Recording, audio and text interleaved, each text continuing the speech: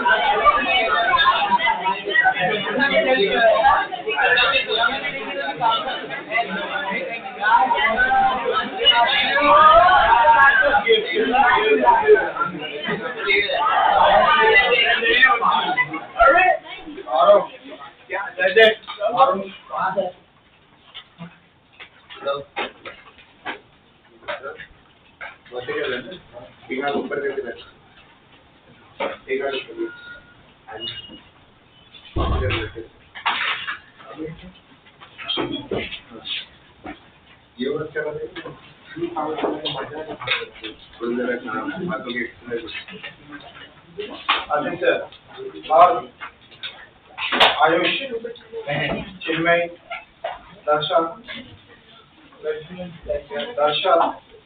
धैर्य, रोहित,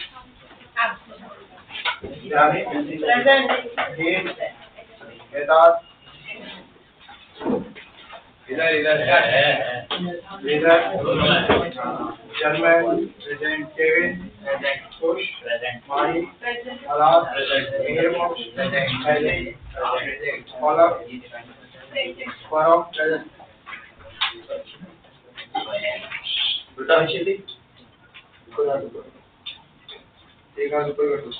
राजौर, प्रथम, रैनिक, ऋषि, सागर, शिवम, शिवान, शौर्य, प्रिया, सोहा, दीक्षा,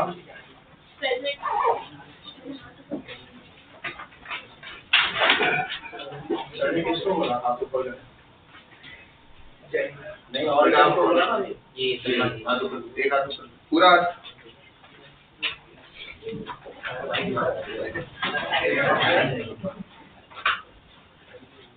दोनों हाथ करना फिक्स करना है बस जल्दी फटाफट आउट तो जल्दी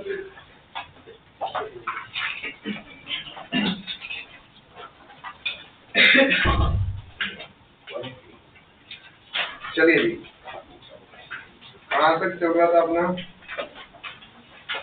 हम लोगों ने I think Newton second law देख लिया था ठीक है न्यूटन सेकंड लॉ क्या होता है ये हमने बढ़िया तरीके से समझ लिया है एग्जाम्पल भी देखा था रॉकेट प्रोपल्शन है और वाटर जो है उसके केस 2 का एग्जाम्पल लिखा है हम लोगों ने रॉकेट प्रोपल्शन लिखा है और वाटर सोइल पाइप लिखा है यार अभी एक और लास्ट जो लॉ है वो क्या है हमारा न्यूटन थर्ड लॉ लिख लीजिए न्यूटन थर्ड लॉ नीचे कर दो फाइनल वार्निंग है बेटा मेरे आने के बाद अगर बात हुई किसी भी तरह की बात तो कोई भी तरीके का पनिशमेंट अगर मिला है तो पूरे लेक्चर पे रहेगा हाथ ऊपर करने का हुआ या कुछ भी हुआ ठीक है और doubt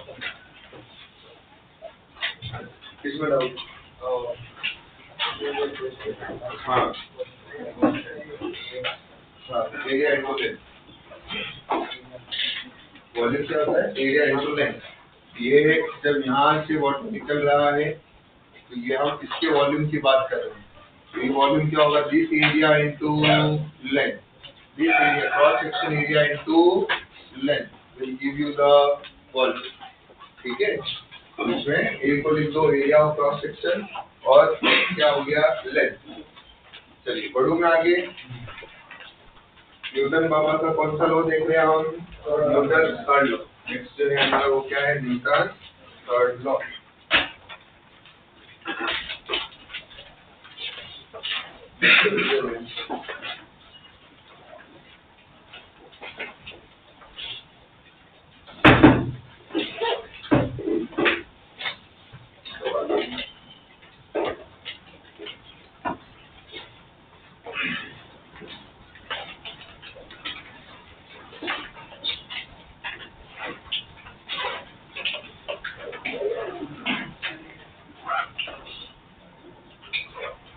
Newton third law. Newton third law क्या है? Every action have equal and opposite reaction. अगर मैंने, जैसे आप सिंपल सी बात है कि अगर आपकी मम्मी आपको पीटती है, जितने फोर्स से मम्मी ने आपको चाटा मारा होगा उतना ही फोर्स आपकी बॉडी भी जो है आपकी मम्मी के ऊपर मारेगी। मारने मतलब बॉडी ने, आप देखो कितना जोर से मार के देखो, आप आपके हाथ पे भी लगता है। यस और नो? तो एवरी एक्शन है, जैसे आपने बॉल के ऊपर जाके हिट किया, जितने फोर्स से आप बॉल को हिट करोगे बॉल उतने ही फोर्स से आपके ऊपर भी हिट करेगी। क्लियर? तो हमेशा याद रखो, जब भी मम्मी मारे तो बार बार उनके एक चाटा मारने पे सॉरी बोलो, दूसरा चाटा मारने पे दूसरा सॉरी। क्यों? क्योंकि आपकी बॉडी भी किसको मार रही है? मम्मी को मार रही है। एवरी एक्शन है equal and opposite reaction. Clear हो गया यहाँ पे? तो लिखो इसके अंदर, ये तो लिख दिया होगा, एवरी एक्शन है इक्वल एंड अपोजिट रिएक्शन। ये रहा बॉडी ए, ये रहा बॉडी बी। ए ने इसके ऊपर फोर्स लगाया, force F A B equal to F B A. तो बोल सकते हैं force due to A B is equal to negative of, negative sign किसको दिखा रहा है बताओ? डायरेक्शन को। मैग्नीट्यूड नो डाउट सेम रहेगा लेकिन डायरेक्शन अपोजिट होगी।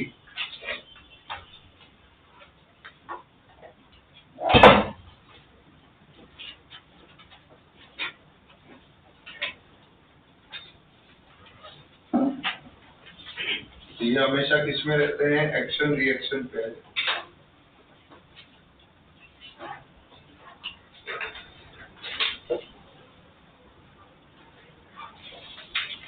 इसका मतलब क्या? Force on A by B. इसका मतलब क्या? फोर्स ऑन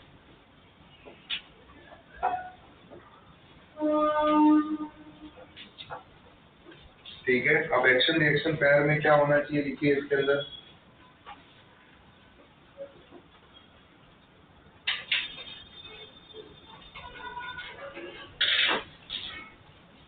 मस्ट भी क्या हो? Equal in magnitude, opposite. दूसरी चीज क्या होती है? सेम टाइप का फोर्स होना चाहिए। जितना जिस टाइप का फोर्स ए ने बी पे लगाया उसी टाइप का फोर्स बी भी ए पे लगाएगा। तीसरा जो है must be acting on different body. ऐसा नहीं कि भाई अपनी बॉडी अपने पे लगा रहे, ऐसा नहीं। अगर ये दोनों एक दूसरे के, जैसे ये टेबल के साथ में कांटेक्ट में है तो इसने टेबल पे जो फोर्स लगाया वही फोर्स टेबल भी इस पे लगा रहा है। और अगर मैं इसका इसका इसका फोर्स एनालिसिस करूं तो इसके ऊपर टेबल का फोर्स आ रहा है और टेबल को देखो तो टेबल के ऊपर इसका फोर्स आ रहा है। तो must act on different body. हाँ जी। इसमें तो एफ ए बी में तो force on force by A on B है ना? एफ ए बी में force by A on B. A पे फोर्स लगाया, बी ने लगाया, बी उसको अपनी तरफ खींच रही है। कैसे भी देख सकते हो, ठीक है, कि भाई अगर पुलिंग फोर्स या पुशिंग फोर्स है उसकी तरफ से, उससे कोई फर्क नहीं पड़ रहा है।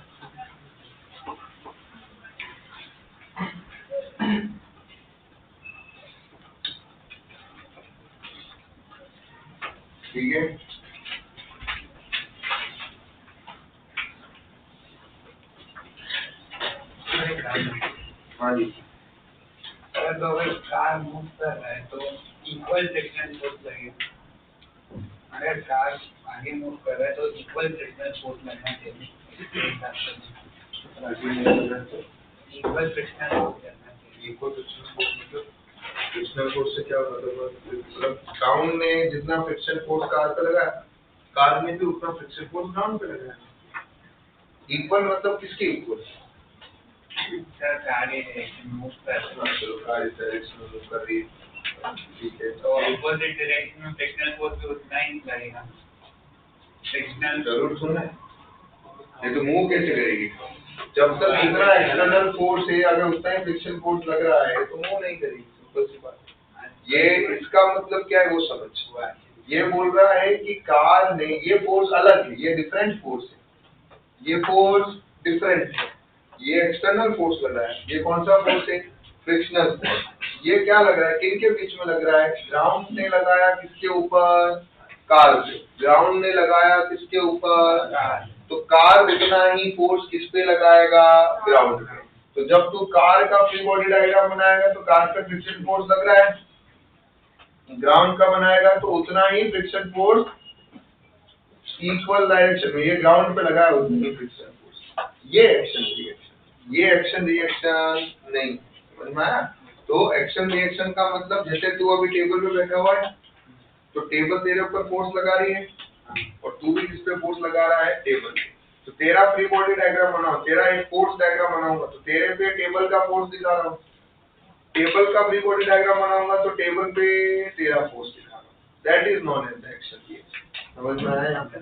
कोई कंफ्यूजन नहीं? जैसे मैं इसके ऊपर फोर्स अप्लाई कर रहा हूँ तो जितना फोर्स, अब मेरे कॉन्टेक्स्ट में मैंने इसके ऊपर फोर्स अप्लाई किया, जितना फोर्स मैंने अप्लाई किया उतना ही फोर्स इसकी बॉडी भी मेरे पे अप्लाई करेगी। That is called as the action reaction, ठीक है? कोई कंफ्यूजन इसके अंदर? चलिए, अब ये तो समझ में आया हमें न्यूटन थर्ड लॉ। इसके एग्जांपल्स बहुत सारे हैं, स्विमिंग देख लो।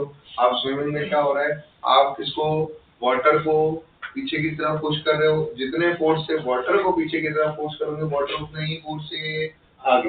तो फोर्स किस पे लगाया बॉडी ने? वाटर पे। एक्शन, वाटर ने उसका क्या दिया? रिएक्शन। समझ में आ रहा है यहाँ पे? कोई कंफ्यूजन? इसीलिए बोला सेम टाइप का फोर्स, जिस टाइप का फोर्स आपने वाटर पे लगाया वही टाइप का फोर्स वाटर भी आप पे लगाया, but direction opposite, magnitude same, ठीक है? एग्जांपल्स में इसके अंदर क्या हो सकता है? स्विमिंग हो गया, वॉकिंग हो गया, ये सब इसके एग्जांपल। एग्जांपल में लिख देना स्विमिंग और वॉकिंग। वॉकिंग का मतलब देखो मैं कहाँ फोर्स लगा रहा हूँ, उसमें पीछे की तरफ, ग्राउंड पे फोर्स कहाँ लगा रहा हूँ? पीछे की तरफ। ग्राउंड में पे फोर्स कहाँ लगा रही है? आगे की तरफ। ये भी क्या है? न्यूटन पापा का थर्ड, ठीक है? लिख दिया फटाफट। ये एग्जांपल क्या हो गया इसका थर्ड लॉ के? स्विमिंग और वॉकिंग, ठीक है? चलिए अभी अगला देखो।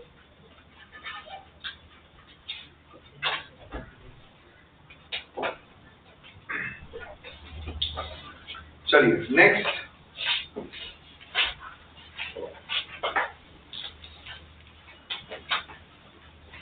यहाँ तक समझ में आया? अब हमें कुछ और फोर्सेस के बारे में डिस्कशन करना है कि भाई हमारे जैसे वेव होता है, नॉर्मल रिएक्शन होता है, टेंशन होता है, ये भी नाम सुने हमने कि वेव क्या है, नॉर्मल रिएक्शन क्या है, टेंशन क्या है ना? उन पे अभी डिस्कशन करेंगे। उन सबको समझने के लिए सबसे पहली चीज जो है वो क्या है? हमारा फ्री बॉडी डायग्राम। तो हेडिंग डालेंगे free body diagram, first heading डालेंगे फ्री बॉडी डायग्राम। अब हम नया हेडिंग पढ़ रहे हैं, फ्री बॉडी डायग्राम। तीनों लॉ को मैंने एक साथ समझा दिया है। देयर आर मेनी थिंग्स जो काइनेमेटिक्स से रिलेटेड है, जो आपके एक और वैरायटी के क्वेश्चन बनते हैं काइनेमेटिक्स प्लस एनएलएम वाले पार्ट, वो आपका काइनेमेटिक्स वाला सेगमेंट होगा उसके बाद कराऊंगा। तो मैं अभी कोर जो हमारा प्योर जो एनएलएम है उस पर मैं अभी बात कर रहा हूँ, ठीक है? तो वहाँ पे हमारे को उतनी जरूरत नहीं पड़ेगी उसकी डायग्राम। चलो, तो अभी हम बात कर रहे हैं इसकी फ्री बॉडी डायग्राम। इसकी बात चल रही है फ्री बॉडी डायग्राम। क्या होता है भाई फ्री बॉडी डायग्राम? जैसे मान लीजिए मैं किसी भी बॉडी के ऊपर जितने भी फोर्सेस लग रहे हैं, क्या लग रहे हैं? फोर्सेस। उन फोर्सेस को अगर मैं डायग्रामेटिकली रिप्रेजेंट कर दूं, क्या कर दूं? फोर्सेस को, उस बॉडी को डायग्रामेटिकली फोर्सेस को मैं उस बॉडी पे रिप्रेजेंट कर दूं कि भाई यार ये बॉडी है, जैसे मैंने होल्ड करके रखा हुआ, तो अभी मैं इसका एक डायग्राम बनाऊं मार्कर का, उससे बोलूं एक उस पे लग रहा होगा वेट, ग्रेविटेशन वेट लगेगा हर बॉडी पे डाउनवर्ड डायरेक्शन में। एक मैंने यहाँ से होल्ड करके रखा हुआ है, तो ये होल्ड करने की वजह से एक फोर्स लग रहा होगा ऊपर की तरफ, क्लियर है। मान लो नीचे एक स्प्रिंग लगा दी तो स्प्रिंग की वजह से भी फोर्स लग रहा है, एक इधर से भी फोर्स लग रहा है। बॉडी पे जितने भी फोर्सेस लग रहे हैं उन फोर्सेस को डायग्रामेटिकली दिखाना is known as the free body diagram. कौन कौन से फोर्सेस लगते हैं, कैसे लगते हैं, वो सब अभी हम अलग अलग टाइप ऑफ फोर्स में लिखते जाएंगे वन बाय। पर एक चीज हमें समझ में आया कि बॉडी पे जितने भी फोर्सेस लगते हैं उसको जो हम डायग्रामेटिकली रिप्रेजेंट करते हैं उसको हम क्या बोलते हैं, फ्री बॉडी डायग्राम। क्लियर हो गया है? तो लिखो इसके अंदर लाइन लिखेंगे,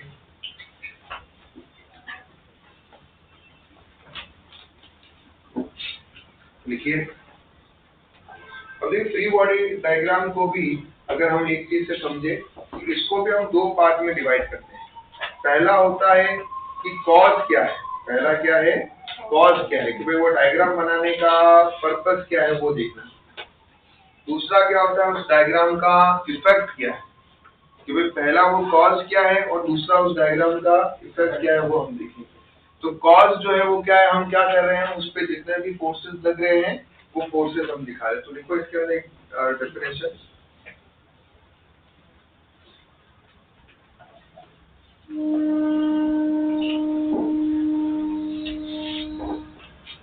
this diagram,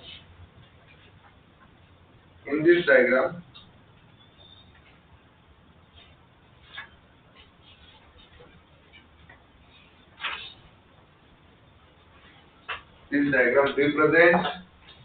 this diagram represents all the forces acting on the, this diagram represents all the forces acting on the,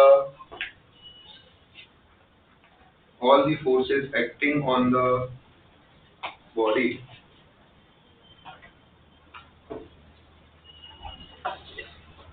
all the forces acting on the body।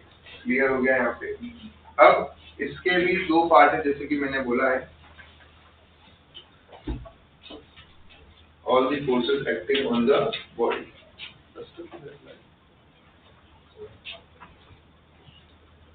बेटा तू लिख नहीं रहा है? लिखा है कहाँ लिखा? अभी जो डेफिनेशन बोलते वो लिखते थे, कैसे लिख दिया? मैं बोल रहा हूँ उस टाइम तो लिख नहीं रहा। नहीं सच्ची में लिखा है।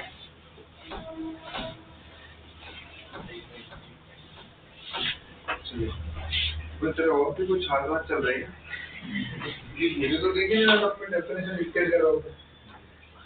ये जो फ्री बॉडी डायग्राम है जिसको मैं एफबीडी से डिनोट करूंगा, इसके दो पार्ट, एक होगा मतलब दो पार्ट में हम इस डायग्राम को विजुलाइज करते हैं। पहला पार्ट होगा कि डायग्राम बनाने का कॉज क्या है और दूसरा काम क्या है कि उसका इफेक्ट क्या है, कि भाई डायग्राम बनाने से होगा क्या। तो इसके अंदर जो है फर्स्ट पार्ट क्या है, कॉज ऑफ डायग्राम, दूसरा काम क्या होगा, इफेक्ट ऑफ डायग्राम। ठीक है, अब कॉज ऑफ डायग्राम क्या है बताओ भाई, पर्पस क्या है कि भाई हम क्या करना चाहते हैं, सारे फोर्सेस को रिप्रेजेंट कर रहे हैं। इसमें क्या होगा, represent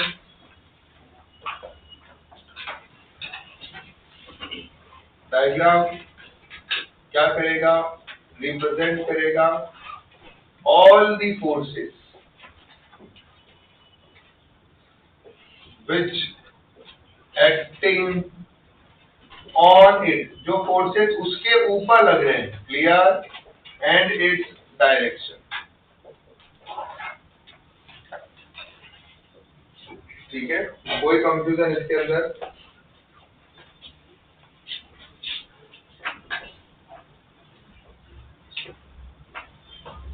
actual direction of application.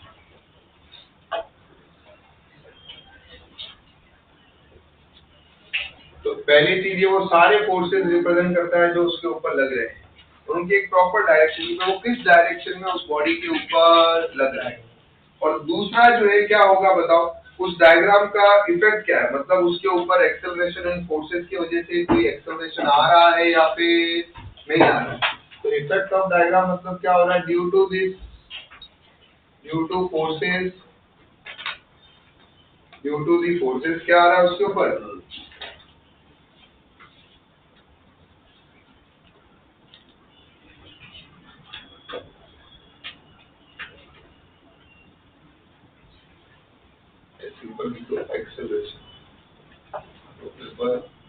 Acceleration of body. तो दो पार्ट में आप बनाओगे, या पहले देखोगे कि भाई जो जो फोर्सेस लग रहे हैं वो लगाओ, दूसरा उन फोर्सेस की वजह से इफेक्ट क्या आ रहा है कि अगर बॉडी रेस्ट पे है या फिर मोशन रेस्ट पे होगा तो एक्सेलरेशन को क्या करोगे आप, 0, और अगर मोशन में होगा तो एक्सेलरेशन आप दिखाओगे कि एक्सेलरेशन किस डायरेक्शन में लग रहा है। तो दो चीजें हमें दिखानी है, पहली क्या दिखाना है हमें, कितने फोर्सेस लग रहे हैं वो, दूसरा क्या दिखाना है कि उन एक्सेलरेशन उस फोर्सेस की वजह से बॉडी मोशन में आ रही है या फिर रेस्ट पे आ रही है, बॉडी नहीं क्लियर है यहाँ तक, कोई कंफ्यूजन इसके अंदर। अब एग्जांपल से समझते हैं। मान लीजिए ये रहा एक ब्लॉक जो ग्राउंड पे रखा हुआ, ठीक है, इसका मुझे फ्री बॉडी, इसका मास है m, क्या ये बॉडी अभी रेस्ट पे दिखाई दे रही है, इस पे और कोई फोर्स नहीं लग रहा है। तो क्या करेंगे, सबसे पहले वो जो ब्लॉक है जिसका हमें फ्री बॉडी डायग्राम बनाना है, हम बनाने जा रहे हैं एफबीडी किसका, उस ब्लॉक का। तो आपको वो ब्लॉक को लिखा, ऐसे ब्लॉक रख दिया आपने, जो भी बना दिया वो ब्लॉक। अब आप देखिए ब्लॉक पे क्या क्या हुआ है। सबसे पहली चीज, एक फोर्स तो 100% ब्लॉक का आ रहा होगा, बहुत सारा होगा, gravitational force which is equal to. फिर ये देखो क्या ब्लॉक किसी के साथ कांटेक्ट में है, यस, किसके साथ कांटेक्ट में, तो ग्राउंड के कांटेक्ट की वजह से क्या आएगा उसके ऊपर, नॉर्मल रिएक्शन। अभी हम नॉर्मल रिएक्शन पे डिस्कस करेंगे। तो नॉर्मल रिएक्शन हमेशा कब आता है, जब क्या हो, कांटेक्ट, क्या हो, तो कांटेक्ट की वजह से जो फोर्स आता है वो क्या होता है, नॉर्मल रिएक्शन। और ये हमेशा कैसे लगता है, टूवर्ड्स दी बॉडी, कैसे लगेगा। मान लेते हैं ये प्रथम है हमारे ऊपर, ये बैठा हुआ है यहाँ पे। अब इस केस में किसके ऊपर बैठा है, टेबल के ऊपर, इसके साथ कांटेक्ट में है टेबल के साथ। तो टेबल को इसके ऊपर फोर्स लगाना है, तो कैसे लगाना होगा इसके ऊपर, अपवर्ड डायरेक्शन में, यस और नो। ये टेबल पे, टेबल का फ्री बॉडी डायग्राम बनाओगे तो प्रथम का फोर्स इस तरह से दिख रहा है, यस और नो। और टेबल के ऊपर इसका टेबल ने इसके ऊपर जो फोर्स लगाया वो कौन सी डायरेक्शन में, upward, towards the body, clear. तो नॉर्मल रिएक्शन को हम एन से डिनोट करते हैं, ये लगा हमारा नॉर्मल। तो ये किसने लगाया, this is the normal reaction due to table या due to ground on block, on block, clear. ये हमारे पास में किसका फ्री बॉडी डायग्राम है, ब्लॉक का। क्या ब्लॉक एक्सेलरेट कर रहा है क्या, नहीं, ब्लॉक तो रुका हुआ है, रेस्ट पे देखो ना, एमजी रखा हुआ है ब्लॉक। एक्सेलरेशन, तो इसका एक्सेलरेशन अभी क्या, falls, effect of the diagram क्या भाई, एक्सेलरेशन 0 है। आप यहाँ पे आराम से ये जो इक्वेशन लिखते हो, net force equal to mass into acceleration, वो लिख सकते हो, यहाँ से आप एक्सेलरेशन निकाल सकते हो। क्लियर हो गया, यहाँ पे net force equal to mass into acceleration से आप एक्सेलरेशन निकाल पाओगे। यहाँ एक्सेलरेशन तुम्हारा क्या है, 0, कोई कंफ्यूजन इसके अंदर। तो नेट फोर्स भी क्या होंगे, 0। नेट फोर्स 0 होगा तो अपवर्ड फोर्स इक्वल टू क्या होगा, डाउनवर्ड फोर्स। यहाँ तक क्लैरिटी आया। अब यहाँ पे ये तो हमने ब्लॉक का एफबीडी बनाया, मान लीजिए आपको एफबीडी बनाना है ग्राउंड का। तो ग्राउंड का एफबीडी क्या होगा मतलब, अब ग्राउंड पे तो आप एमजी लगाओगे नहीं, वेट लगाओगे, ठीक है ना। लेकिन ग्राउंड पे क्या हो रहा है, ब्लॉक के साथ में टच में था, तो ब्लॉक ने ग्राउंड के ऊपर क्या लगाया, क्या लगाया, नॉर्मल रिएक्शन, वेट नहीं लगा, weight is the gravitational force. Contact की वजह से हमेशा क्या लगेगा, नॉर्मल रिएक्शन। तो ग्राउंड ब्लॉक के साथ कांटेक्ट में था, कांटेक्ट की वजह से क्या लगाया, नॉर्मल रिएक्शन। और वही नॉर्मल रिएक्शन किसने लगाया, हमारे ब्लॉक ने भी किस पे लगाया, ग्राउंड की तरफ, और ये लग रहा है टुवर्ड्स द बॉडी। क्लियर है? तो ये दोनों फोर्स कौन से हुए, एक्शन रिएक्शन पे। कौन से हुए, तो यहाँ पे आ रहा है नॉर्मल रिएक्शन। ये किसने लगाया, ड्यू टू ब्लॉक। क्या एवरी एक्शन है इक्वल एंड अपोजिट रिएक्शन वाला क्यों हुआ है, यहाँ पे इक्वल है। तो चलो सुन ले आप कौन सा। क्लियर है? अब मन में आएगा कि सर ब्लॉक रखा हुआ है ऊपर, वेट क्यों नहीं लग रहा है, वेट क्यों नहीं लग रहा है। भाई अगर मैं मार्कर को यहाँ रख रहा हूँ, क्या अभी ग्राउंड पे वेट लग रहा है, अभी ग्राउंड पे वेट लग रहा है, नहीं लग रहा है ना, क्योंकि ग्राउंड के साथ वो कांटेक्ट में है, क्योंकि ग्राउंड के साथ वो कांटेक्ट में है। क्या समझना, क्योंकि ग्राउंड के साथ में कांटेक्ट में है। क्या इस पे अभी mg लग रहा है, mg is the gravitational force. वो हमेशा किसकी वजह से लग रहा है, ड्यू टू द ग्रेविटेशनल, अर्थ की ग्रेविटी की वजह से अर्थ अट्रैक्ट कर रहा है। तो वो चाहे हवा में हो चाहे टेबल पे रखा हो, mg तो लग ही रहा है। जैसे टेबल पे रखेंगे तो टेबल पे फोर्स आएगा, टेबल के ऊपर हवा में रखेंगे तो टेबल पे फोर्स आने वाला, टेबल पे रखेंगे तो टेबल पे फोर्स आया। मतलब यहाँ पर वो फोर्स mg नहीं है, ये फोर्स कौन सा है, जो किसकी वजह से आता है, कांटेक्ट की वजह से। किसकी वजह से आता है, और कांटेक्ट की वजह से कौन सा फोर्स आता है, नॉर्मल रिएक्शन। जितना फोर्स टेबल ने उस ब्लॉक पे लगाया उतना ही फोर्स ब्लॉक ने भी टेबल पे लगाया। हाँ, मैथमेटिकली जब आप जाओगे तो क्या होगा, नॉर्मल रिएक्शन किसके इक्वल आ रही है, यहाँ mg के, क्योंकि एक्सेलरेशन 0 है, नेट फोर्स 0 है। यहाँ पर आपको लगेगा मैथमेटिकली से mg लग रहा है, लेकिन एक्चुअली में mg कांटेक्ट की वजह से हमेशा क्या लगता है, नॉर्मल रिएक्शन mg लगता। आप लोग क्या बोलते हो, सर मैं टेबल के ऊपर बैठा हूँ, मेरा वेट टेबल पे लग रहा है। नहीं, क्या लग रहा है, नॉर्मल रिएक्शन। वो नॉर्मल रिएक्शन वेट के इक्वल हो सकता है। अब मान लो मैंने इसके ऊपर और फोर्स लगा दिया, तो क्या अभी टेबल पे वेट ज्यादा लगेगा, या सुनो, क्या अभी इसका वेट ही थोड़ा लग रहा है, वेट के साथ मैंने जो फोर्स अप्लाई किया वो मिलकर लग रहा है। तो इसीलिए आप क्या काउंट करते हो, नॉर्मल रिएक्शन काउंट करते हो, ना कि वेट। समझ में आ रहा है? हमेशा याद रखो, गलती से भी गलती नहीं होनी चाहिए। कांटेक्ट की वजह से क्या लगेगा, नॉर्मल रिएक्शन। वेट, वेट तो हवा में है, यहाँ पे तो भी लग रहा है इस पे वेट, बट अभी टेबल पे फोर्स लग रहा है इसकी वजह से। जब टेबल पे कांटेक्ट में आया तब क्या लगेगा, और वो फोर्स की तरह है। क्लियर हो गया, यही डाउट बोल डाउट है सर। हाँ, अभी जब कांटेक्ट में है तो लग रहा है, हाँ तो अभी लग रहा है फोर्स, तो कांटेक्ट फोर्स लग रहा है, नॉर्मल रिएक्शन, वो नॉर्मल रिएक्शन लग रहा है। फिर वो आप कैलकुलेट करते हैं, वो अभी वेट के इक्वल आ रहा हो।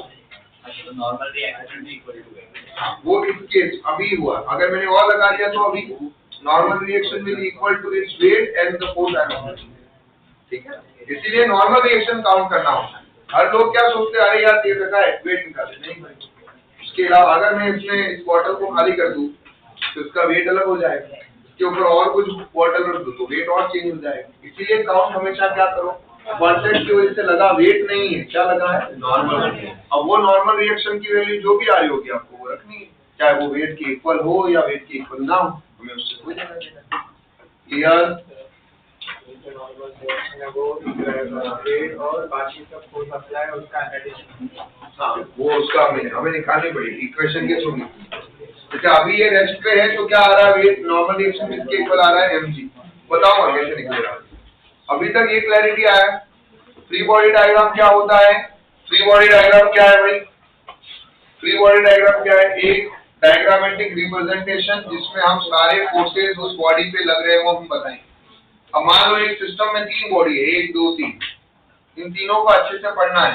तो मैं क्या करूंगा, इसको देखूंगा। जब मैं इसको देख रहा हूँ तो मैं इसको देखने वाला, फिर जब मैं इसको देख रहा हूँ तो इस पे जो भी फोर्सेस लग रहे होंगे सराउंड, ये मेरा सिस्टम है, ये मेरा ब्लॉक है, इसके ऊपर मैं स्टडी कर रहा हूँ। इस पे जो भी फोर्स लग रहे हैं, पहले देखा इसके ऊपर क्या लग रहा है, वेट। फिर देखा टेबल के साथ में क्या लग रहा है, कांटेक्ट में, उसकी वजह से नॉर्मल रिएक्शन। फिर देखा ये इसके कांटेक्ट में है तो इसकी वजह से भी क्या आ रहा है, नॉर्मल रिएक्शन। फिर मैंने मान लो यहाँ से एक्सटर्नल फोर्स अप्लाई किया तो ये एक्सटर्नल फोर्स भी लगा। फिर मान लो इसको हमने यहाँ स्प्रिंग से लटका दिया है तो स्प्रिंग की वजह से फोर्स। जो भी फोर्सेस इस पे लग रहे हैं वो सारे फोर्सेस दिखाऊंगा। फिर देखूंगा कि ये जो फोर्सेस लग रहे हैं इन फोर्सेस की वजह से ये बॉडी रेस्ट पे है या मोशन पे। अगर बॉडी रेस्ट पे है तो एक्सेलरेशन 0। एक्सेलरेशन 0 मतलब नेट फोर्स 0। नेट फोर्स 0 मतलब जितना y डायरेक्शन में भी नेट फोर्स 0, x डायरेक्शन में भी नेट फोर्स 0। y में 0 मतलब जितना ऊपर लगाया फोर्स उतना ही नीचे लगा, जितना राइट में लगाया उतना ही लेफ्ट में लगा। क्लियर? पर अगर मान लो ये एक्सेलरेट कर रहा है तो फिर नेट फोर्स इक्वल टू क्या होगा? मास इनटू एक्सेलरेशन। मास है एक्सेलरेशन। क्लैरिटी आ रही है? क्लियर हुआ? तो ये है हमारा असली रोल किसका? Free body diagram. क्लियर हो गया है? चलिए अब बढ़ते हैं हम आगे की तरफ। लिखिए अगला। अब हम बात करते हैं, अब हम एक एक फोर्स को पकड़ेंगे, उसको बढ़िया से समझेंगे। उसमें जो जो जैसे आपने देखा होगा कि मैंने जो शीट दिया है उसमें आप शीट देखो। सबसे पहले मैंने नॉर्मल फोर्स को पकड़ा, उसमें मैंने भर भर के डायग्राम बनाए। उसके बाद में फिर मैंने नॉर्मल रिएक्शन के साथ एक्सेलरेशन ऑफ सिस्टम को मूव कराया।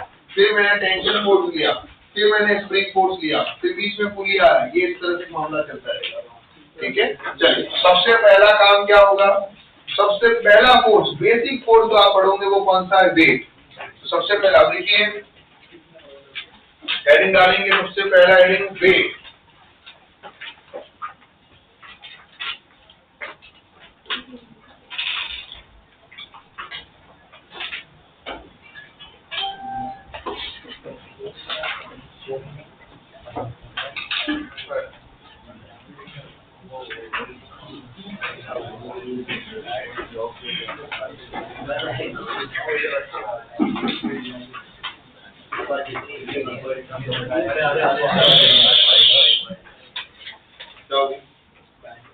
अभी रख दे। क्या इसको भी दिखाएगा? इसकी क्या काम उसके पास में भी है ना हमारे पास कि दोनों भाई एक ही लिए अलग अलग है, ले सकते हो। दोनों का अपन ने अलग अलग चीज लिया, टेंशन मत लो। और बुक्स भी अलग अलग की है ना, अलग अलग चीज है। आधार कार्ड अलग अलग चलिए एग्जाम में ये गेम खेल सकते हो भाई। अगर जहाँ कम वाला नहीं है सी तो भाई ये दोनों एक एग्जाम में लेके आ रहा है, एक दिन ये जाके आ रहा है एग्जाम। कॉलेज में जोरदार मामला। ये इसके कॉलेज दोनों का सेम कॉलेज नहीं हुआ मान लो, अलग अलग मान लो। तो एक दिन ये इसकी कॉलेज घूम के आ रहा है, ये जा रहा है। चलिए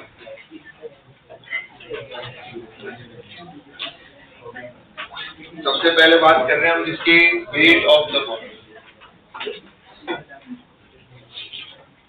वेट क्या है? W equal to mc। यार वेट के केस में आई थिंक हम सब लोगों को किसी को कंफ्यूजन नहीं है कि वेट हमेशा कौन से डायरेक्शन में लगता है? वर्टिकली। चाहे इंक्लाइन सेट हो बॉडी, चाहे हमारे एंगल पे हो, वेट हमेशा कौन सी डायरेक्शन में लगेगा?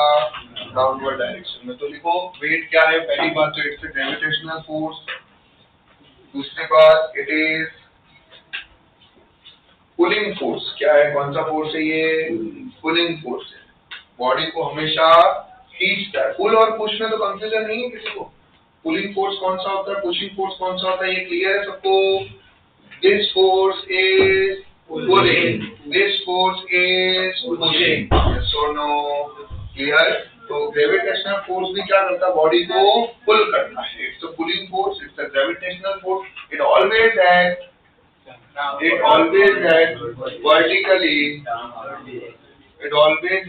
vertically downward direction towards the center of earth.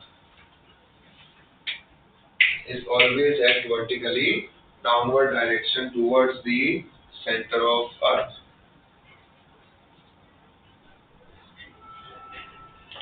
Towards the center of earth.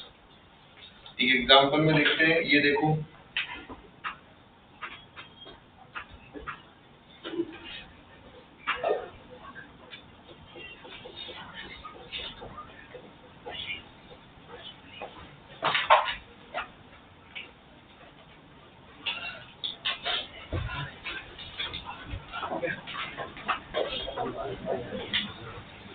ये रहा है चाचा।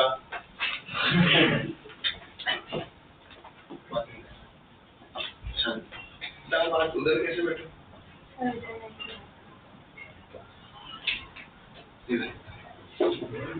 मुझे पता है बाजू में लड़की बैठी होती मन करता है बात स्ट्रॉन्ग है मैंने स्टार्टिंग में बता दिया 1 इक्वल टू भूलना नहीं है क्लियर है। चलिए ये दिया हुआ है हमारे पास में दोनों डायग्राम दिया है। इस केस में अगर मैं इसका एफबीडी बनाऊंगा तो वेट कौन सी डायरेक्शन में लगेगा बताओ इसमें वर्टिकली डाउनवर्ड ऐसे दिखाया हम। अब ये तो सर इंक्लाइन सरफेस पे है उस केस में क्या करेंगे तो भी वेट कौन सी डायरेक्शन में लगाओगे कुछ भी हो जाए वेट हमेशा कैसे दिखाना है वर्टिकली डाउनवर्ड ही दिखाना है। ये रहा mg बरोबर। तो अब क्या करेंगे इसमें आगे जाके यहाँ मोशन जो हो रहा है वो किसके अलोंग हो रहा है ये इंक्लाइन प्लेन के अलोंग हो रहा है ये this is your incline plane. तो इंक्लाइन प्लेन समझ में आ रहा है ना ऐसे सरफेस मोशन बॉडी को मूव करेगी इंक्लाइन प्लेन के अलोंग तो हमारे को जो भी फोर्सेस चाहिए होंगे वो इंक्लाइन प्लेन के अलोंग चाहिए।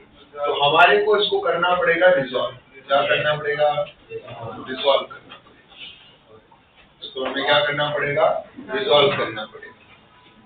अभी आप बड़े ध्यान से समझो ये रहा थीटा आपके पास में एंगल ठीक है। तो अगर ये थीटा है तो क्या ये भी एंगल थीटा होगा कैसे पता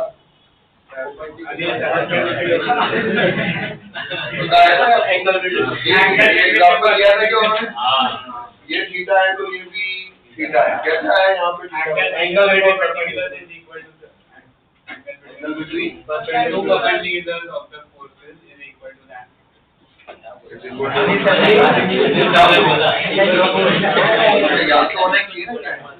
ये एंगल थीटा क्यों है मेरा पूछना ये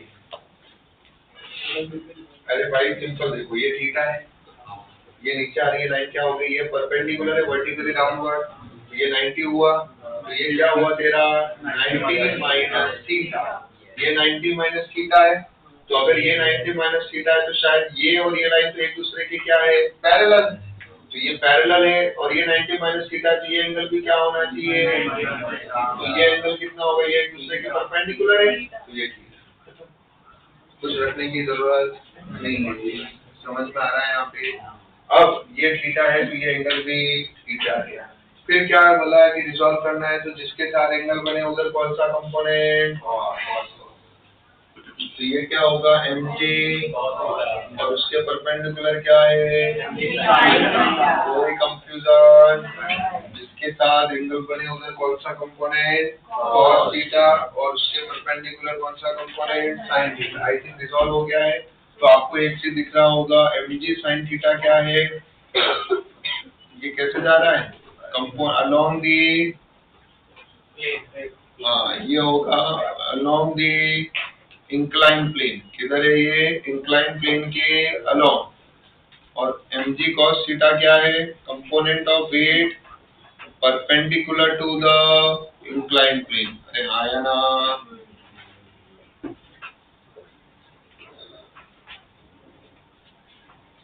ये एंगल वाला समझ में आया कैसे वो थीटा हुआ।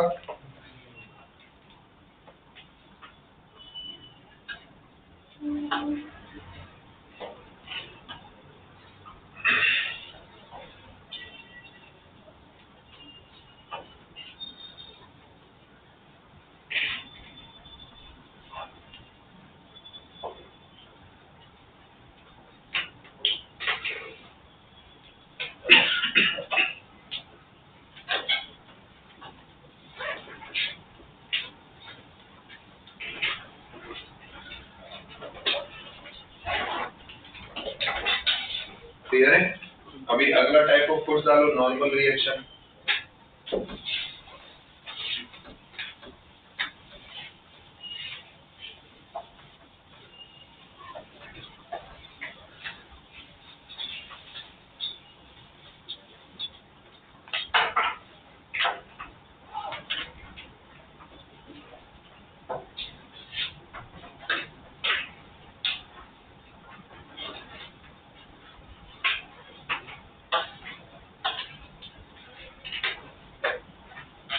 नॉर्मल रिएक्शन को हम किससे डिनोट करेंगे पहली बात दिल में बैठानी है ये कौन सा फोर्स है कौन सा फोर्स है इट इज कांटेक्ट फोर्स। कौन सा फोर्स है कांटेक्ट फोर्स। क्लियर है। पहली बात याद रखना, इट इज कॉन्टैक्ट फोर्स। दूसरी बात क्या है, दिस इज पुशिंग फोर्स। कौन सा फोर्स है?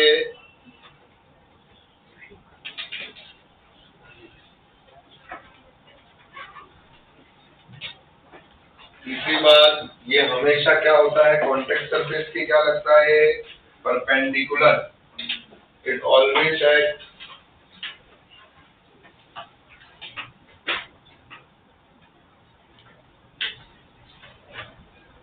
perpendicular to the contact surface। तीसरी बात, ये कौन सा फोर्स किस तरह से होता है, ये हमेशा एक्शन एंड रिएक्शन पैर में होता है।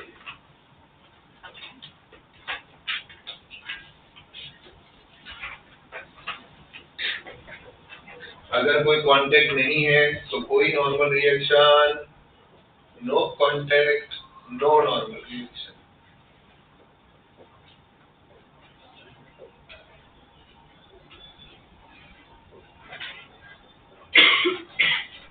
ठीक है, ध्यान से सीखना। एक एग्जांपल समझता हूँ।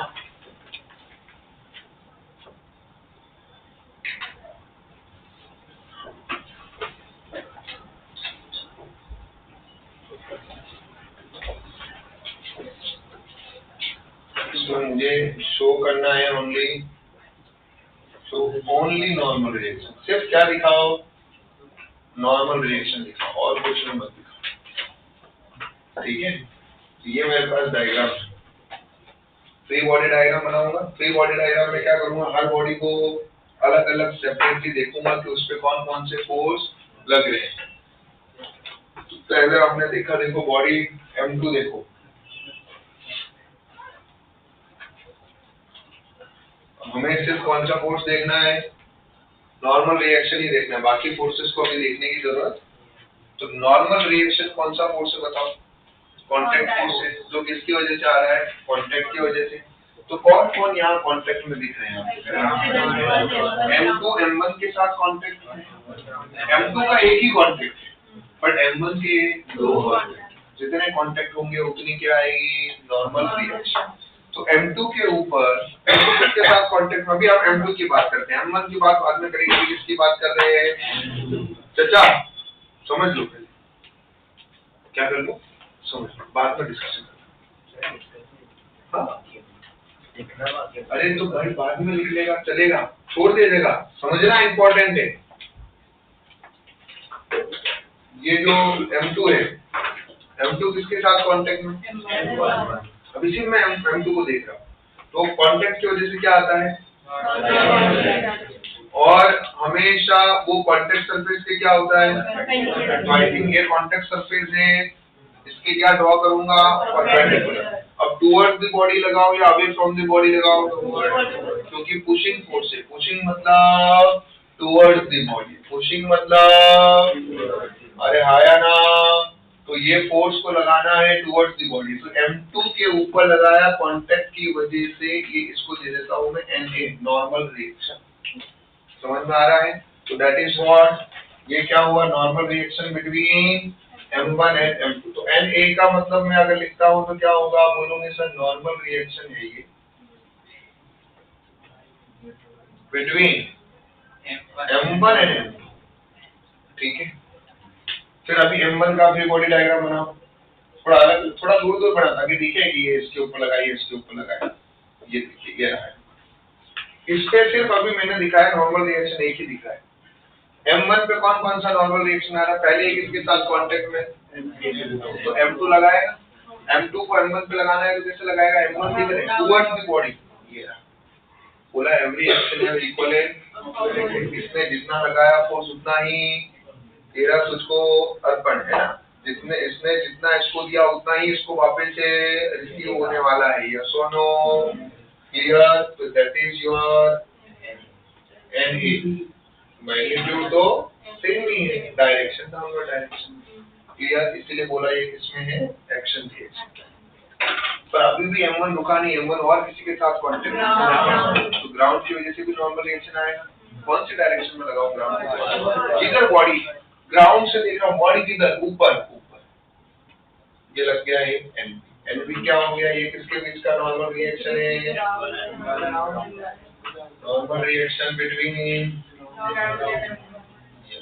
मजा आ रहा है नहीं आ रहा है, ग्राउंड एंड, समझ में आया क्या मैंने नॉर्मल रिएक्शन सही से दिखाया, यस और नो, क्या इनके अलावा और कोई कांटेक्ट है, क्लियर नहीं, कांटेक्ट रियल बॉडी होनी चाहिए। आप बोलोगे सर यहाँ आत्मा बैठी होगी उसका भी कांटेक्ट है, तो आत्मा कोई हमारे रियल बॉडी नहीं, क्लियर, जो रियल में कांटेक्ट दिख रहा है वही कांटेक्ट हमें देखना है, वो कांटेक्ट हमने लिखा है और उन कांटेक्ट की वजह से क्या लगा दी है, normal reaction pushing body, pushing force है हमेशा टुवर्ड्स द बॉडी लगा है ना ग्राउंड। हाँ, ग्राउंड का एफबीडी बनाने की जरूरत नहीं, क्योंकि ग्राउंड का हमें एक्सेलरेशन मोशन तो देखना नहीं है, हमें ब्लॉक से देखने, तो हमेशा एफबीडी ब्लॉक के ही बनाओगे, ग्राउंड के बनाने की जरूरत नहीं, बनाने का मन है तो बना दो कोई दिक्कत नहीं, लेकिन उसकी कोई जरूरत नहीं।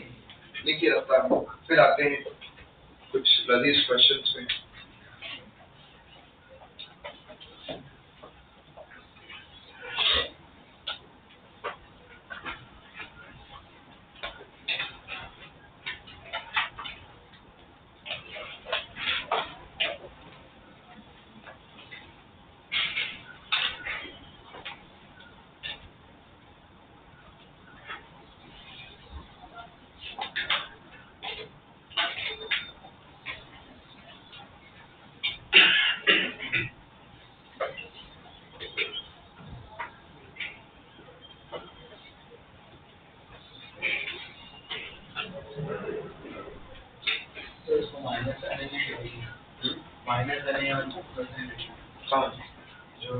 क्वेश्चन लिखेंगे तो अभी लिखने की जरूरत नहीं, अभी तो आपने एरो दिखा दिया, जब तो डायरेक्शन और माइनस दोनों लिखेगा तो फिर उल्टा हो जाएगा। If you are showing direction then no need to show negative, negative और डायरेक्शन दोनों फिर मिलके क्या हो गया, सर जिधर एक्सटर्नल फोर्स की उधर जो नॉर्मल रिएक्शन है वो वेट के बराबर है।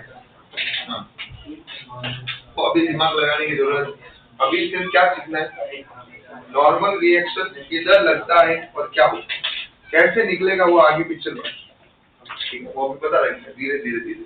हम कोई भी स्टेटमेंट को अपने दिमाग में फिट ना करें, हमारे को ऐसा रॉ चीज रखना है, अभी आगे कैसे होगा कोई इक्वेशन से समझेंगे, स्टेटमेंट को दिमाग में फिट कर दिया तो गलतियां हो जाएंगी सारी।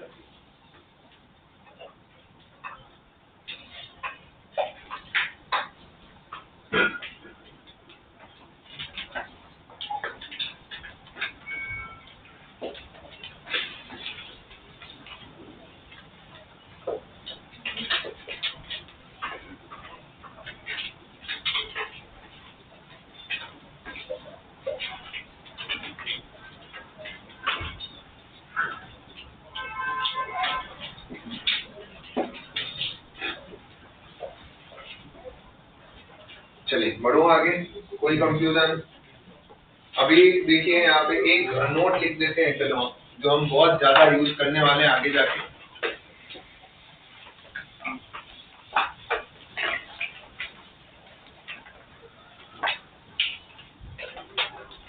और आई होप हम ये जो नोट लिख पा रहा हूँ वो याद रहे, गलती बिल्कुल ना करें। बहुत बेसिक बात लिखने की जरूरत नहीं होती है, लेकिन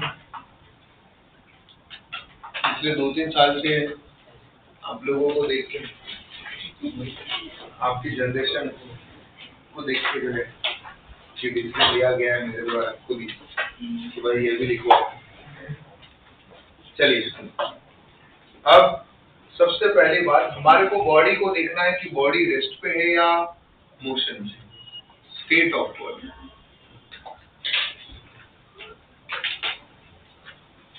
कोई भी बॉडी जिसके ऊपर हम स्टडी कर रहे हैं, ठीक है, जिसके ऊपर हम स्टडी, यहाँ पे हमने ब्लॉक M2 को देखा, तो हमने उससे पहले तो उसका एफबीडी ड्रॉ किया होगा,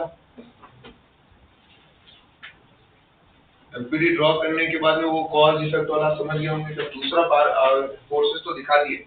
अब हम क्या करेंगे उसके अंदर देखते हैं, इफ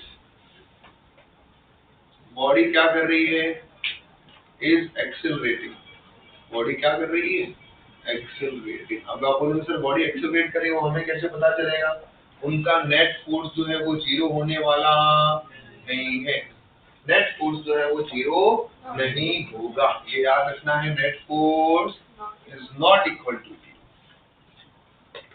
वेक्टर फॉर्म में लिख देते, चलिए x और y दोनों आ जाए। अगर नेट फोर्स 0 नहीं है तो उस केस में हम क्या कर सकते हैं, यहाँ पे बोलेंगे कि this net force is equal to mass into acceleration, mass into acceleration. Clear है? तो आपको नेट फोर्स इक्वल टू क्या मिलेगा, मास इनटू एक्सेलरेशन। m मतलब उस बॉडी का मास, वहां से आपको एक्सेलरेशन मिल जाएगा। आप बोलोगे सर यार मुझे वेक्टर से नहीं जाना है, तो दूसरा तरीका क्या है, आप x डायरेक्शन में अलग से जाइए और y डायरेक्शन में अलग से जाइए। आप देखिए summation of forces in which direction, x direction is equal to mass into acceleration in which direction, x direction। मतलब acceleration का कौन सा कंपोनेंट मिलेगा यहाँ से, x component. Summation of forces in which direction, y direction equal to mass into acceleration in y direction. कोई confusion इसके अंदर, कोई दिक्कत की बात? और यहाँ से हमें ax मिल जाएगा, यहाँ से हमें क्या मिल जाएगा, क्लियर है? अगर आप इक्वेशन लिखते टाइम एक जुगाड़ और लगा सकते हैं कि आपको x y डायरेक्शन में देखना है, तो सिंपल से तो एक्सेलरेशन की जो डायरेक्शन है उसमें जो फोर्स है उसको पॉजिटिव ले लो, एक्सेलरेशन के अपोजिट है उसको क्या ले लो, नेगेटिव। ये क्लियर हो गया है, इसमें कोई कंफ्यूजन? तो अब डायरेक्शन के कन्वेक्शन के लिए ये भी ध्यान रखो,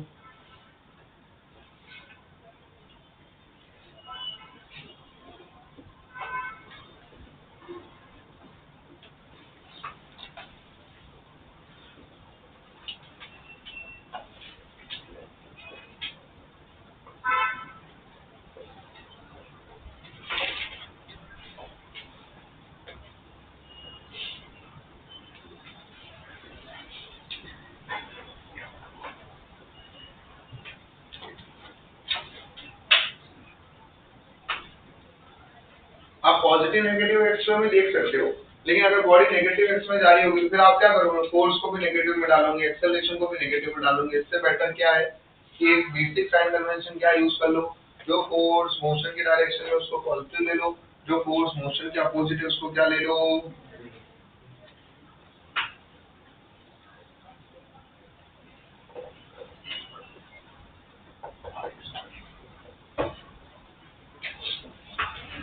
क्लियर है यहाँ तक? कोई कंफ्यूजन इसके अंदर? ये हो गया हमारा एक रॉ जिसको हम बोल सकते हैं, ये जुगाड़ जिसको हम बोला जाता है।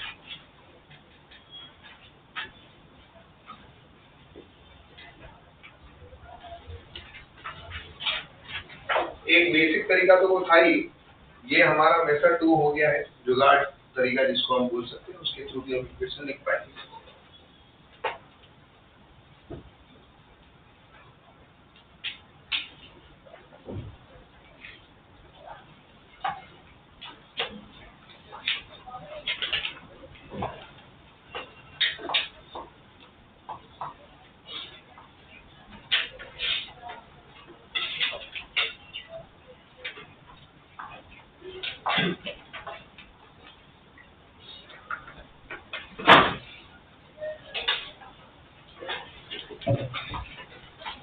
कोई दिक्कत इसमें?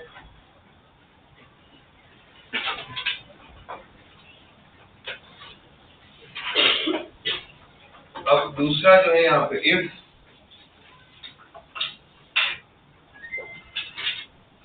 बॉडी एट रेस्ट, ब्रैकेट में लिखते हैं इन इक्विलिब्रियम। इसमें इक्विलिब्रियम वर्ड जब भी दिखे तो मतलब समझना बॉडी किस पे होगी, रेस्ट पे होगी। और किसमें हो, यूनिफॉर्म मोशन। इसका मतलब यूनिफॉर्म मोशन मतलब क्या होता है, कांस्टेंट स्पीड, वेलोसिटी कांस्टेंट होती है। यूनिफॉर्म मोशन में आई थिंक मैंने लिखवाया भी है, जिसमें वेलोसिटी क्या रहे, कांस्टेंट। अगर यूनिफॉर्म मोशन रहेगा तो नेट फोर्स क्या रहने वाला है आपका, नेट फोर्स 0 रहेगा। नेट फोर्स अगर आपका 0 है, एक बड़ी इंटरेस्टिंग बात है, नेट फोर्स अगर 0 है तो summation of force in x direction भी क्या रहेगा, 0। Summation of force in y direction भी क्या रहेगा, समेशन ऑफ फोर्स, ये तो समझ में आता है ना, सिग्मा मतलब समेशन का साइन इक्वल टू 0। तो net force in X direction 0 है, net force in Y direction 0। जब एक्स डायरेक्शन में सारे फोर्सेस 0 है, इसका मतलब आप क्या बोल सकते हो कि भाई जितने राइट साइड के फोर्स है वो किसके इक्वल होंगे, right hand forces is equal to left hand forces. अरे हाँ या ना, तो राइट साइड के सारे फोर्सेस का summation is equal to left side के सारे फोर्सेस का summation. Summation of force in Y direction is equal to 0। इसमें क्या बोल सकते हैं, जितने अपवर्ड फोर्सेस है वो किसके इक्वल होंगे,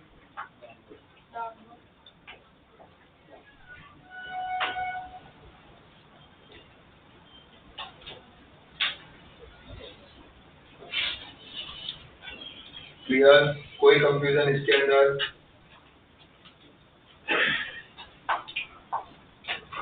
क्या ये बात हमने दिल दिमाग आत्मा में बैठा ली है?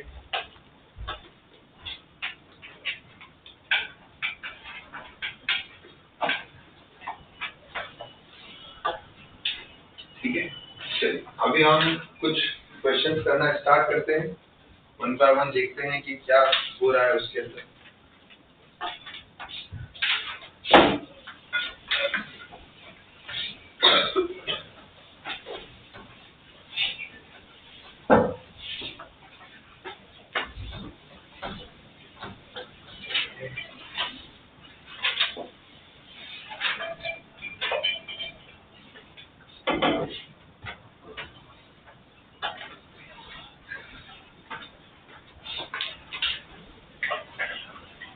ठीक है, फर्स्ट क्वेश्चन देखते हैं हम लोग।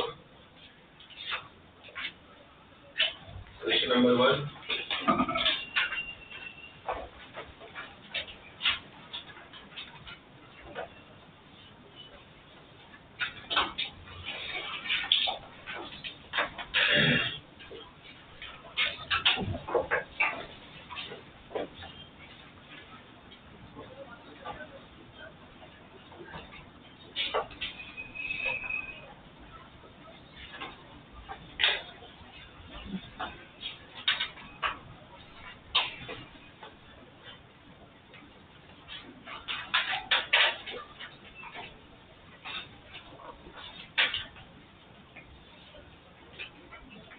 एफबीटी ड्रॉ करिए और क्या निकालिए, नॉर्मल रिएक्शन निकालिए। ठीक है, चलिए एफबीटी ड्रॉ करते हैं।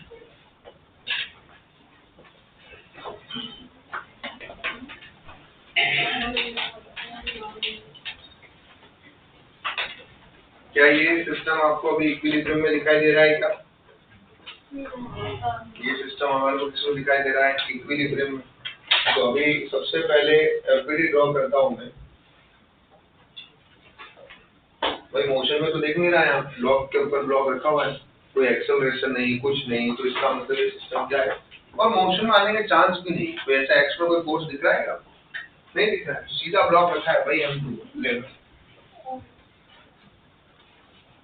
लगाइए। उसमें अभी कौन कौन से फोर्स दिख रहा है आपको? M2 पे सबसे पहले क्या दिखेगा आपको? एक तो सबसे पहले इसका वेट लगाओ, ग्रेविटेशनल फोर्स M2G। फिर आपने देखा कांटेक्ट की वजह से क्या लग रहा होगा, नॉर्मल रिएक्शन, इसको नाम दे दिया हमने, मान लीजिए Na, चलेगा Na। फिर उसके बाद में क्या ये मोशन में नहीं है, रेस्ट पे है, तो इसका एक्सेलरेशन क्या है, 0। जब बॉडी रेस्ट पे होगा तो अब यहाँ इक्वेशन भी लिखना पड़ेगा ना हमें इसका। अब इसका इक्वेशन डायग्राम बना और उसका अभी M2 पे पूरा काम खत्म करेंगे, ठीक है ना। तो इक्वेशन ऑफ M2, तो M2 पे आई थिंक जब ये रेस्ट पे है तो नेट फोर्स क्या होगा, 0।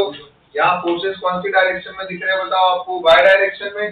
तो जब नेट फोर्स 0 होगा तो अपवर्ड इक्वल टू डाउनवर्ड। आपको वैसे नहीं जाना है तो आप ऐसे चले जाओ। चलो मैंने अपवर्ड को अगर पॉजिटिव लिया तो डाउनवर्ड को क्या लूंगा मैं, negative equal to 0, that is equal to Na equal to M2G। अरे हाँ यार, इसको चाहे तो मैं ऐसे भी लिख सकता था, सीधा भी लिखना चाहूँ तो स्मार्ट बन के लिख देता, अपवर्ड इक्वल टू डाउनवर्ड। अरे हाँ यार, इसमें किसी को कोई दिक्कत? उसके बाद में अब मैं किसका एफबीडी बनाऊंगा, M1 का। अरे हाँ यार, अब किसका एफबीडी बन रहा है, M1 का। M1 पे बताइए क्या होगा, M1 को बताइए।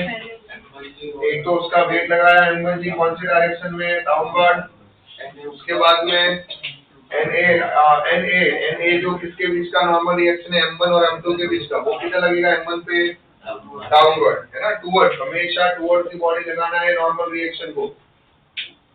एक और नया नॉर्मल रिएक्शन आएगा, किसकी वजह से आएगा, वो किधर लगेगा, नीचे कैसे लगेगा, ग्राउंड लगा रहा है तो ऊपर लगाएगा ना, ग्राउंड को लगाना है M1 पे, टुवर्ड्स दी बॉडी लगते हैं, अवे फ्रॉम द बॉडी नहीं। तो अभी इस पे ग्राउंड की वजह से नॉर्मल रिएक्शन लगाया तो टुवर्ड्स दी बॉडी ये रखा गया है, यही डायरेक्शन। अब इतना स्लो और आराम से बताने के बाद में इसमें गलती मत करो भाई, टुवर्ड्स दी बॉडी लगाना है भाई। अगर यहाँ पर मैं इसके कांटेक्ट में हूँ, मेरे पे दो फोर्स लग रहे हैं, एक लग रहा है ग्राउंड ऊपर की तरफ और इसमें लगा है मेरे पे इस तरफ, दोनों फोर्स मेरी तरफ ही आ रहे हैं टुवर्ड्स दी बॉडी, ठीक है, कोई कंफ्यूजन इसके अंदर। Pushing force towards the body, ये हमेशा याद रखो, गलती से भी नॉर्मल रिएक्शन कभी भी बॉडी से दूर नहीं फेंकना है, बॉडी की तरफ ही लगेंगी। और ग्राउंड को लगाना है तो ग्राउंड के ऊपर है, बॉडी के ऊपर ऐसे लगेगा ना, ऊपर की तरफ फोर्स लगाएगा। इसका इक्वेशन बनाओ, बताइए क्या है इसका इक्वेशन। M1G plus Na। चलिए अगर हमने वैसे करना है, net force equal to mass into acceleration, तो भी करोगे तो भी चलेगा। इसका एक्सेलरेशन क्या है, 0, तो ये ऊपर, ये नीचे वाले को पॉजिटिव लिया तो ऊपर वाले को नेगेटिव, या फिर यहाँ नेट फोर्स 0 था तो सीधा क्या बोल सकता हूँ, up force equal to down force. अरे हाँ या ना, क्या सीधा लिखो चलेगा, समझाइए कैसे आता है, up equal to down, Y direction में नेट फोर्स 0 है, तो अगर आपने अपवर्ड को पॉजिटिव लिया तो डाउनवर्ड को नेगेटिव लिया, नेगेटिव इधर जाके क्या हो गया, पॉजिटिव। तो अपवर्ड जितने फोर्सेस थे वो किसके इक्वल हो रहे हैं, डाउनवर्ड के। Up force equal to down force, up force कौन सा है, NP, डाउन फोर्स कौन सा है, M1G और Na का वैल्यू ऑलरेडी पता है कितना है, वो यहाँ पुट कर दो, कितना आ रहा है, M1G प्लस M2, तो ये NV का वैल्यू, एक ये आंसर हुआ, एक ये आंसर हुआ। अब बताइए कोई दिक्कत, क्या कोई कंफ्यूजन है, क्या कोई कंफ्यूजन है, यस और नो। अरे दीदी आपको समझ में आ रहा है, इधर दोनों लोगों ने दीदी क्लियर है, कोई कंफ्यूजन इसमें। भाई आपको देखना है बॉडी अगर रेस्ट पे है, नेट फोर्स उस पे क्या है, 0, नेट फोर्स 0 है, वो कैसे पता लगेगा, उसका एक्सेलरेशन क्या होगा, एक्सेलरेशन 0 तो नेट फोर्स, बॉडी रेस्ट पे मतलब नेट फोर्स, नेट फोर्स 0, तो अगर सारे फोर्सेस वाई में ही लग रहे हैं तो वाई वाले फोर्स में सीधा जुगाड़, अप इक्वल टू, या आपको इक्वेशन से भी करना है तो भी आप करोगे, net force equal to mass into acceleration, ऊपर वाले पॉजिटिव या नीचे वाले नेगेटिव, तो वो भी इक्वेशन आपको अप इक्वल टू डाउन की देगा। कुछ भी डाउट, चलिए ये हो गया लिख के, कोई कंफ्यूजन इसके अंदर। अब करते हैं अगला क्वेश्चन, देखो थोड़ा सा भयंकर।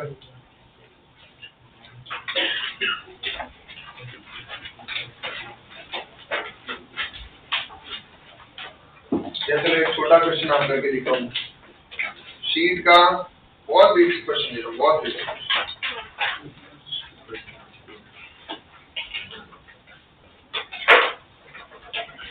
शीट का क्वेश्चन नंबर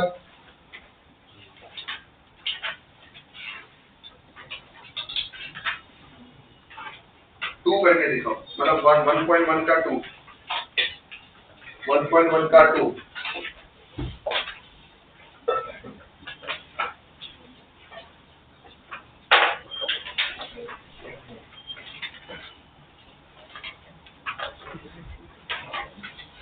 अरे और तो सारे खत्म हो गए क्या, ये और होंगे ना एक्स्ट्रा,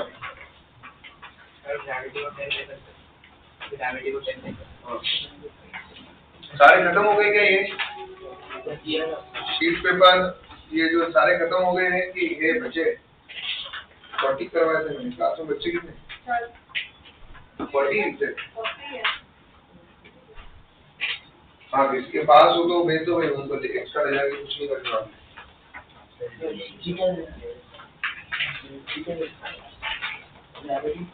हाँ हाँ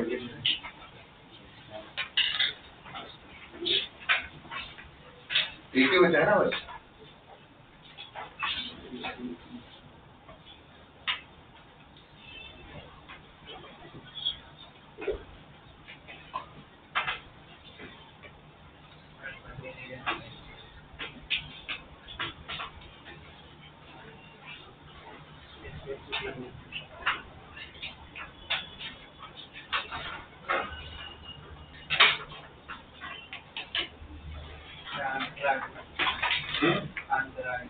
आगे आंसर कितना आ रहा है?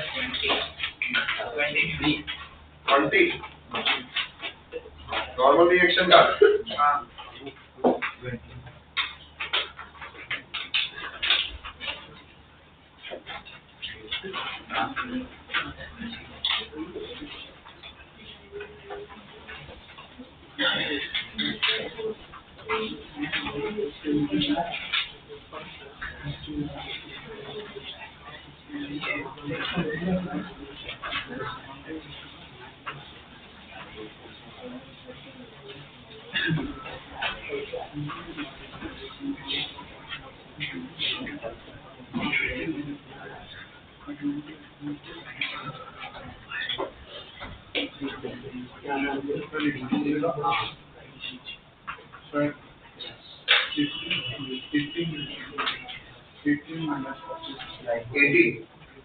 चलिए देखते हैं क्या दिया हुआ है। सबसे पहले एफबीडी बनाना पड़ेगा। 3 kg 5 ऊपर की तरफ लग रहा है 30 न्यूटन। कौन कौन से फोर्स लग रहा है? वेट लग रहा है नीचे की तरफ 50 न्यूटन। डायरेक्ट लिख दो क्या? 5G में G को 10 लिया हमने तो 50 न्यूटन। कॉन्टैक्ट की वजह से क्या लगेगा? Normal reaction. बताइए ग्राउंड कॉन्टैक्ट फोर्स कौन सी डायरेक्शन में लगाएगा? अपवर्ड डायरेक्शन में। क्या एक ही कॉन्टैक्ट हो रहा है या उससे ज्यादा हो रहे हैं? एक ही कॉन्टैक्ट हो रहा है। क्या बॉडी अभी यहाँ पे बॉडी क्या मोशन में है? ऐसा कुछ मेंशन किया है क्या? नहीं। और वैसे भी वेट भी 50 न्यूटन है। बॉडी के ऊपर 30 न्यूटन लगाया तो मोशन में आने के चांस नहीं। तो बॉडी रेस्ट पे है। इसका सिंपल सा मतलब इक्विलिब्रियम पे है। तो एक्सेलरेशन तो नेट फोर्स 0 है। तो उसमें वाई डायरेक्शन में फोर्सेस है। कहीं और जाने की जरूरत नहीं। तो net force in Y direction 0। जब नेट फोर्स वाई डायरेक्शन में 0 है तो हम सीधा क्या करते हैं? अप इक्वल टू अप वाले फोर्स कौन से? 30 प्लस एन। डाउन वाला फोर्स कौन सा है? 50। तो एन का वैल्यू कितना आएगा? 20। 18 आंसर। नेट 30 कैसे ले लिया? नेट 30 तो ना दिया हुआ उन्होंने कहीं नेट फोर्स लगाई है तो बॉडी पे 30 न्यूटन का फोर्स लग रहा था वो हमने बता दिया। यस और नो। चलिए अभी एक क्वेश्चन करते हैं अच्छा सा।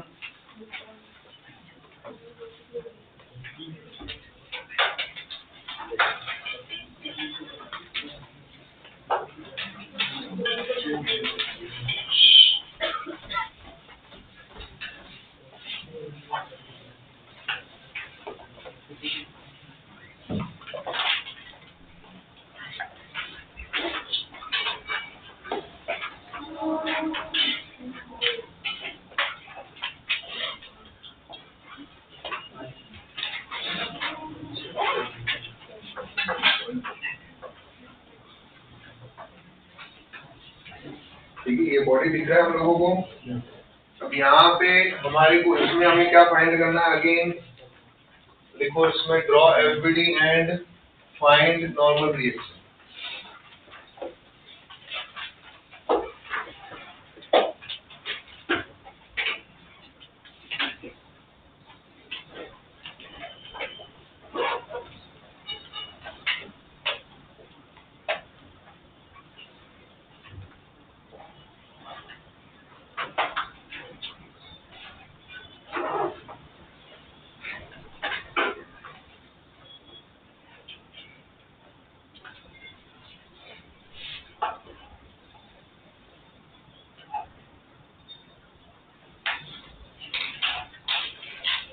मास दिया हुआ है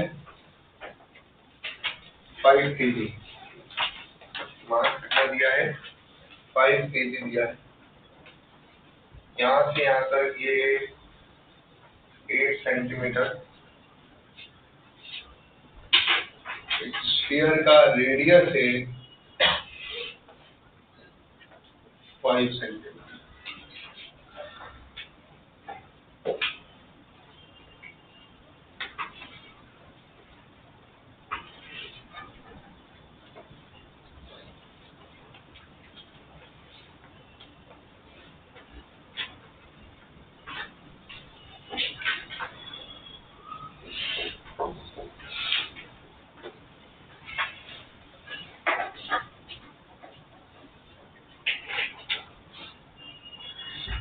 कॉन्टेक्ट क्या हो रहा है देखो, क्या हो रहा है, ये अभी पूछने की जरूरत नहीं है। कॉन्टेक्ट क्या हो रहा है, देखिए यहाँ हो रहा है कॉन्टेक्ट, आया ना। हमेशा कॉन्टेक्ट सरफेस के क्या होता है नॉर्मल रिएक्शन, परपेंडिकुलर। ध्यान से देखो, हमेशा कॉन्टेक्ट ये ना, कॉन्टेक्ट ये होगा, इस कॉन्टेक्ट सरफेस के आप क्या करो, परपेंडिकुलर ड्रॉ करो। तो इसके ये तो टेंजेंट जैसा हो गया स्फीयर के, तो स्फीयर के टेंजेंट मतलब अलोंग द रेडियस जाने वाला है, ये तेरा नॉर्मल रिएक्शन हुआ है। ये रहा कॉन्टेक्ट, बेटा हो इधर ध्यान दे, ये रहा कॉन्टेक्ट, कॉन्टेक्ट के परपेंडिकुलर नॉर्मल रिएक्शन, ये रहा टुवर्ड्स द रेडियस, ये नॉर्मल रिएक्शन। सॉर्टेड है। वेट कहाँ लगेगा हमेशा, बीच में, काम करता है। अगर थोड़ा ध्यान से देखो तो ये तो रेडियस हुई भाई, इसका डायमेंशन कितना है यहाँ से यहाँ तक 5, और ये 8 को हाफ कर दोगे तो ये क्या हो जाएगा भाई 4 सेंटीमीटर, बरोबर है। क्या उससे तेरे को एंगल मिल जाएगा क्या, यहाँ से एंगल मिल रहा है थीटा, और ये कितना होगा बताओ, ये एंगल थीटा 1 बोल देता हूँ।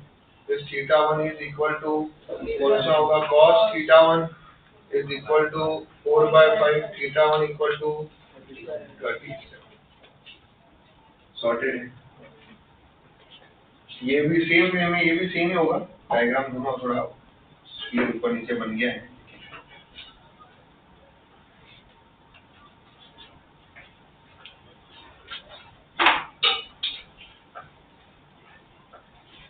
ये भी सेम थीटा होगा, सॉर्टेड है। अब क्या इस बॉडी पे, क्या ये बॉडी इक्विलिब्रियम में, आपको लेविस थ्योरम बताया क्या सर ने, लेविस थ्योरम बताया। अगर क्या ये बॉडी इक्विलिब्रियम में है, कितने फोर्स लग रहे हैं, 3 फोर्स लग रहे हैं, तो हम क्या यूज कर सकते हैं, लेविस थ्योरम भी यूज कर सकते हैं। क्या यूज कर सकते हैं, तो ये इस बॉडी और तीनों कॉन्करेंट, लेविस थ्योरम में 2 स्टेटमेंट बताए होंगे, forces should be concurrent. Concurrent force का मतलब सेम पॉइंट पे या तो स्टार्ट हो या सेम पॉइंट पे टर्मिनेट, ठीक है। दूसरी बात क्या होनी चाहिए, तीन ही फोर्स होने चाहिए। सिस्टम किसमें होना चाहिए, इक्विलिब्रियम में। सिस्टम इक्विलिब्रियम में ये लगा वेट mg, ये n1 को पैरेलली आगे शिफ्ट किया, n2 को पैरेलली आगे शिफ्ट किया, बरोबर। अब मुझे बताओ ये तुम्हारी हॉरिजॉन्टल लाइन, n1 हॉरिजॉन्टल के साथ कितना बना रहा है 37, इधर भी कितना बना रहा है 37। हमारे को n1 n2 का वैल्यू निकालना था, हम आराम से निकाल सकते हो। 37 गए, कितना हुआ 74, ये कितना होगा, ये एंगल 106, ठीक है। और ये एंगल कितना हुआ इधर 90 30 120। अब यहाँ पे आप दिमाग, अब देखो आपके पास 2 तरीके, या तो तुम इसको रिजॉल्व करके करो, कैसे करो, या किससे करो, लेविस थ्योरम से करो। मेरे हिसाब से रिजॉल्व करके करेंगे तो और ज्यादा इजी हो जाता है, ठीक है। या तो तुम लेविस थ्योरम से करो या फिर रिजॉल्व करके करो, जो आपकी इच्छा हो उस हिसाब से हम कर सकते हैं, ठीक है। इसको जब हमने सॉल्व किया तो लेविस थ्योरम से करेंगे तो ये एंगल निकालना पड़ेगा अल्फा, ये एंगल हो गया तुम्हारा बीटा, ये एंगल हो गया तुम्हारा गामा, ठीक है। अब क्या भाई अभी उड़ने का चांस है, क्लियर है। तो लेमी क्या बोलता है, n1 upon sine of alpha, n2 upon sine of beta, mg upon sine of gamma. अरे हाँ है ना, कोई कंफ्यूजन इसके अंदर। अब इससे जो है या तो इनसे करो मेरे पास, ये तो हुआ मेथड नंबर 1। दूसरा तरीका क्या होगा बताओ, रिजॉल्व करके करो। किससे करो, रिजॉल्व करके। तो रिजॉल्व करके कैसे किया जाएगा, देखो इन दोनों को रिजॉल्व करते हैं। मेथड 2, n2 को रिजॉल्व कर सकते हैं। ये तुम्हारे पास में कौन सा एक्सिस, y एक्सिस, ये कौन सा एक्सिस, x एक्सिस, जिसके साथ एंगल बने उस पे कौन सा कंपोनेंट आता है, तो ये लिख दिया हमने कौन सा कंपोनेंट, n2 cos 37। ये कौन सा कंपोनेंट, N1 cos 37, ये ऊपर की तरफ N1 sin 37 भी आ रहा है, इधर से N2 sin 37 भी आ रहा है, और इसका वेट लग रहा है नीचे की। कोई कंफ्यूजन? तो सबसे पहले बॉडी इक्विलिब्रियम में है, इक्विलिब्रियम में है तो summation of force in x direction equal to 0। अब net force in x direction 0 है तो right equal to left. Right में फोर्स क्या है? N1 cos 37, लेफ्ट में क्या है? N2 cos 37, cos 37 से cos 37 कैंसिल हुआ तो N1 इज इक्वल टू, बरोबर। और y डायरेक्शन से बताओ क्या आएगा? y डायरेक्शन से क्या आएगा? Net force in y direction भी 0, तो अपवर्ड इक्वल टू, अपवर्ड में फोर्स आ रहा है N1 sin 37 plus N2 sin 37 equal to mg, बरोबर। अब थोड़ा दिमाग लगाओ, दोनों का वैल्यू N1 N2 सेम है, तो that is 2 times of N1 sin 37। मास कितना दिया हुआ है? 5, जी कितना है? 10, तो 2 into N1 into sin 37 का वैल्यू कितना आएगा? 3/5 इक्वल टू 50। तो N1 इक्वल टू क्या आया? 250/6। अरे आया ना। तो ये हमारे पास जो N1 का वैल्यू है वही N2 का भी है, ठीक है। कोई कंफ्यूजन इसके अंदर? इधर से करूंगे तो आपको एंगल निकालने पड़ेंगे, अल्फा बीटा गामा, और फिर वो एंगल यहाँ रखने पड़ेंगे, ठीक है। और वो एंगल अभी 106 तो वैसे एंगल आएंगे, तो बेटर है कि सीधा रिजॉल्व करके उड़ा लिख दो जल्दी फटाफट।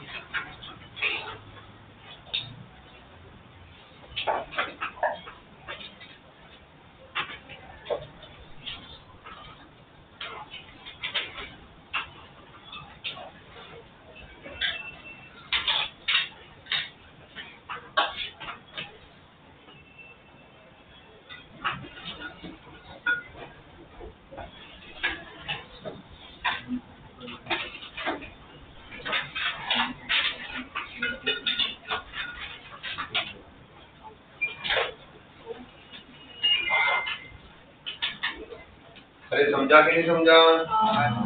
अभी आपको थोड़ा दिमाग लगाना पड़ेगा, थोड़े क्वेश्चन सॉल्व करने पड़ेंगे, ठीक है।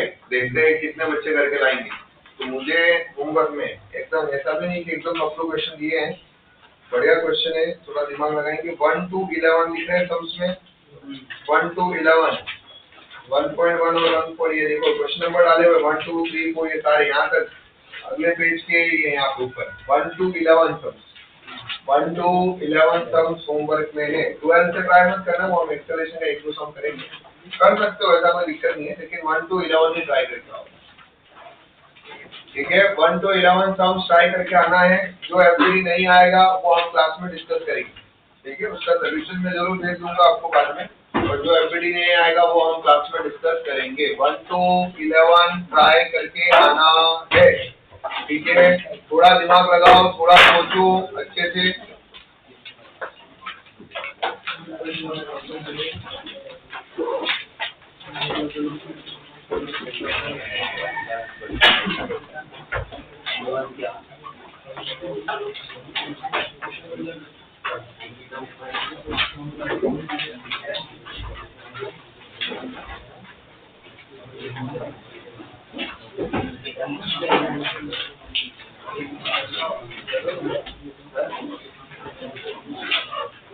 उसका मुझे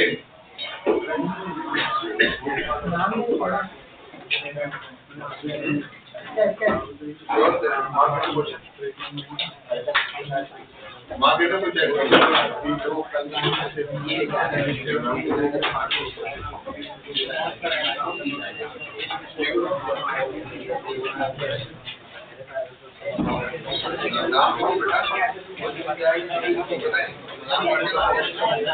यार इसमें अपने बुक में नाम लिख के रखो, इधर भूल जाओ तो एटलीस्ट लॉटरी अमाउंट से मिल तो सके।